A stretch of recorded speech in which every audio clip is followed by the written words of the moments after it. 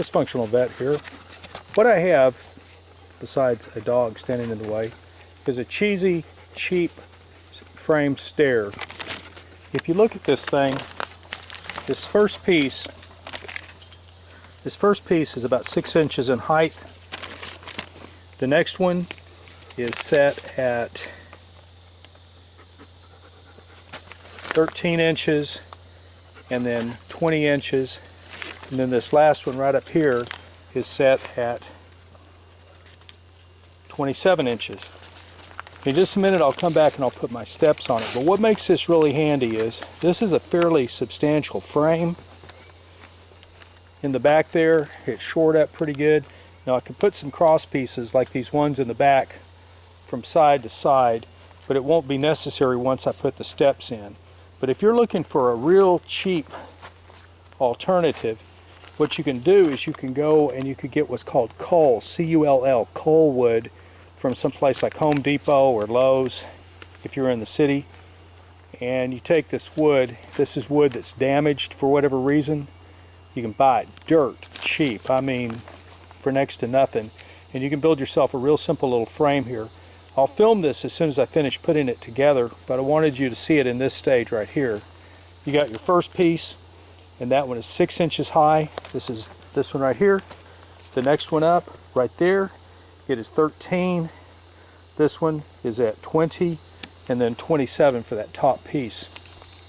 And this will give me a stair which will reach a porch, which is about 30 inches in height. A little bit higher than that, actually. I think it's 33 inches. But this is a good, quick, down and dirty. This is something that if you were to use a wood that's preserved, has some kind of treatment on it, it lasts for many, many years. But in this case, this is just a sacrificial lamb. I need something for a little while I'm working. And then once I'm done, I'll be taking a chainsaw, cutting this up, and tossing it on the funeral pyre. So let me go ahead and put the steps on it, then I'll show you the finished product, and we'll call this a wrap. So let's make that happen, and then you can see what the finished product looks like.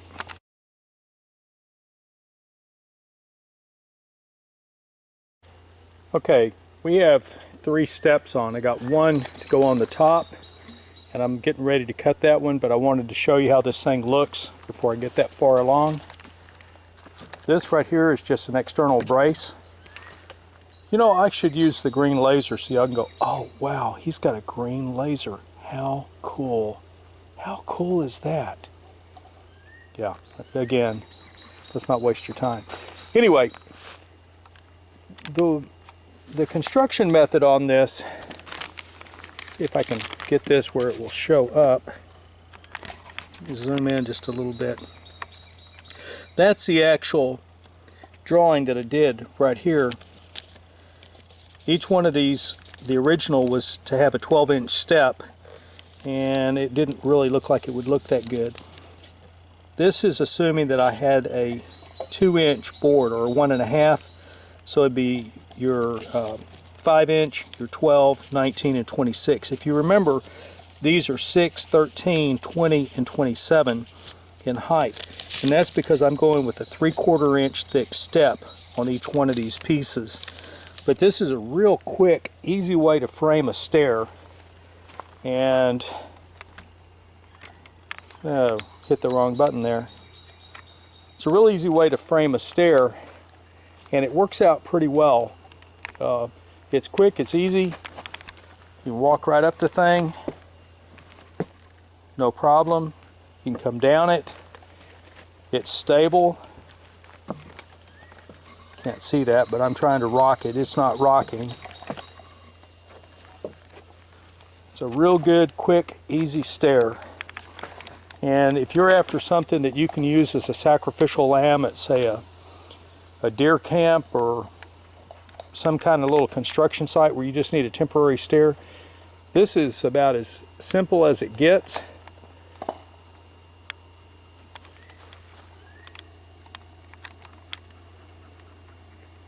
Girlfriend found a can. She learned from the other dog to open the trash can. Don't worry, she's not hurting herself. Anyway, as soon as I put this on, it will be in service, and y'all can figure out what the top looks like when I put a board up here. I'm not going to insult your intelligence with that, but this is a quick do-it-yourself stair.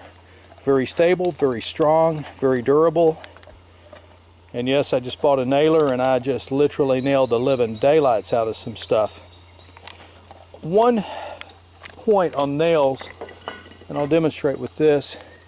When you're putting a board together, if you're using rib nails, you can pretty much go in straight, just like this, and those nails will hold. If you're using smooth shank nails, like what I'm doing right here, see these are smooth. If you're going to build something that you're planning to keep in service for a long time, drive at an angle, like so. Drive your other one at an angle like this, and you would do that down the length of the thing, driving it in at angles. And the reason for that is wood will absorb moisture and release moisture, but it does continuously shrink. There comes a point where the wood will start to crystallize, and once it does that, that wood's going to be there for a long time. It's almost fossilizing.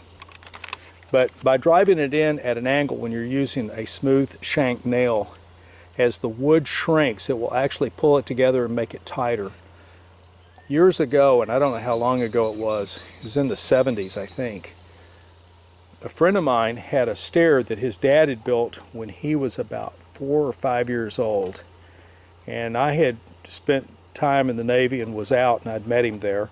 And he asked me to come over and help him break this stair down so that he could move the debris away and get rid of it, because it was old and rotted out after, 100 years of service. That thing, that wood was rotted out. I mean, it was horribly rotted. But where those rib nails were nailed in, you couldn't break that thing apart with a crowbar, even though it was rotted. So if I was building something and I wanted it to last, I would use rib nails. And if you need to know what those are, you can look them up. Smooth shank nails like what I've got, they come right out with a hammer or just pounding it apart. But I will sign off. Thank you for tuning in. I hope you'll subscribe. Your watching my videos helps me to produce more of them. So I appreciate you taking the time to watch.